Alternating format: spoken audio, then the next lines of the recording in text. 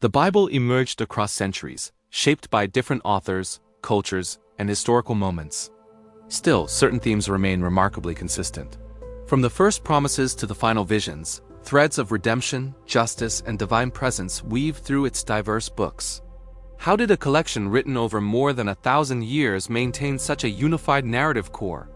It's a question that has fascinated theologians, historians, and literary scholars for generations. The consistency isn't just in broad ideas but in specific motifs and symbols that echo from Genesis to Revelation. Think of the garden, the serpent, the flood, or the sacred mountain. These elements reappear, each time gaining new layers of meaning while reinforcing a central message. This intricate tapestry suggests a guiding hand, whether seen as divine inspiration or a deep-seated cultural memory passed down through oral and written traditions. It's as if each author, despite their unique context, was contributing to a single sprawling epic. This interconnectedness doesn't just make the Bible a coherent work. It creates a rich, symbolic language that invites endless exploration. Each recurring theme acts like a key, unlocking deeper understanding of the text and its relationship to human experience. It's a literary phenomenon that continues to inspire awe and debate. Some scholars suggest these recurring themes create coherence across texts. Others view them as part of a shared spiritual language. This idea of a shared spiritual language is powerful. It proposes that certain symbols and narratives are so fundamental to the human condition that they naturally surface in our most profound stories. Think of it like a universal grammar of the soul. Themes of exile and homecoming, of sacrifice and renewal, aren't just literary devices. They are reflections of our own lives. We all experience moments of feeling lost and the profound joy of finding our way back. We understand the pain of loss and the hope of a new beginning. So when these patterns appear in the Bible, they resonate on a deeply personal level. They aren't just ancient tales about other people in other times. They become mirrors for our own spiritual journeys. This perspective shifts the focus from a purely historical or theological analysis to a more experiential one.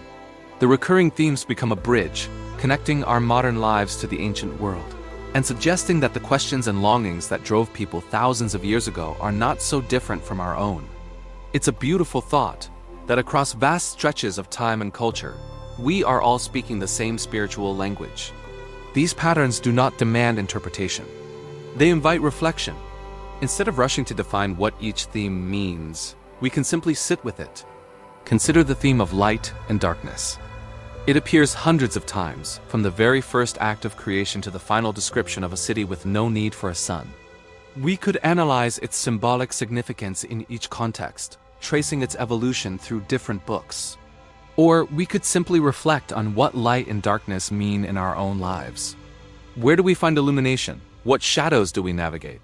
By allowing the theme to resonate personally, it moves beyond an intellectual exercise and becomes a meditative practice. The text opens up not as a puzzle to be solved, but as a space for quiet contemplation. This approach doesn't dismiss scholarly analysis, it complements it. It recognizes that some truths are felt more than they are understood, and that the enduring power of these texts lies in their ability to create a space for that feeling. What appears again and again often shapes how meaning is remembered. Repetition is a fundamental tool of memory and emphasis. In ancient oral cultures where most people experienced stories by hearing them, repetition was essential for preservation. The things that were repeated were the things that mattered most. They became the foundational pillars of a community's identity and worldview. This principle holds true for the Bible.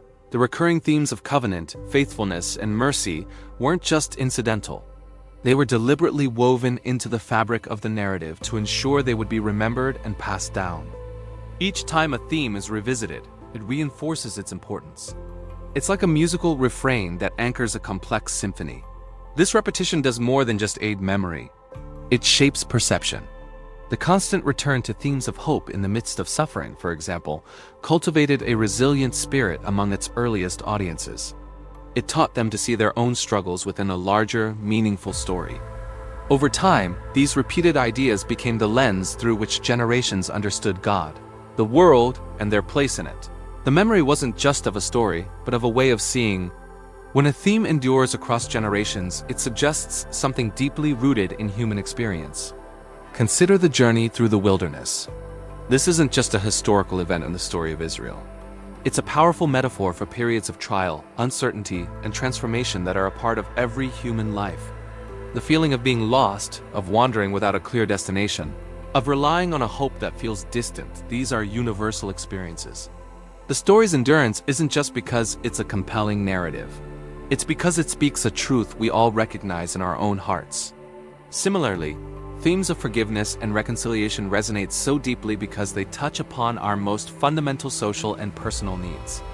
Every one of us has experienced the pain of a broken relationship and the longing for healing. When we read stories of estranged brothers reuniting or of profound forgiveness offered in the face of betrayal, it connects with our own desire for grace and restoration. These themes are not bound by time or culture.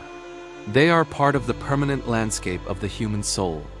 Their persistence in our most sacred texts is a testament to their timeless relevance. They are echoes of our shared humanity. Rather than offering clear conclusions, these recurring themes leave space for interpretation. Take the concept of the kingdom of God.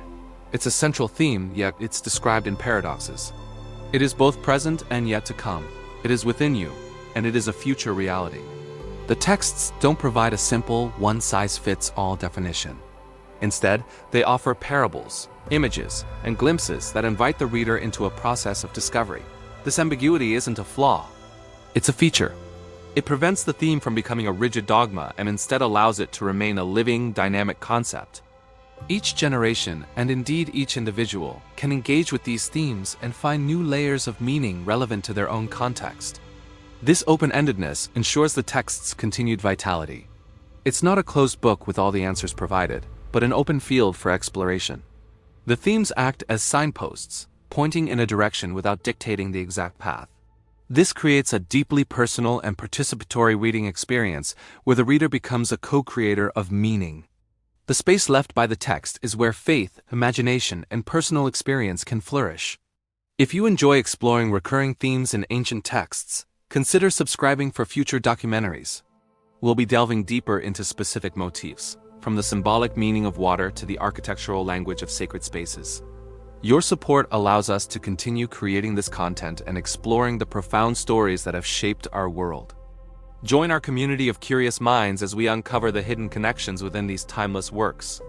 Thanks for being here. Which recurring theme do you find most meaningful? And why do you think it continues to appear?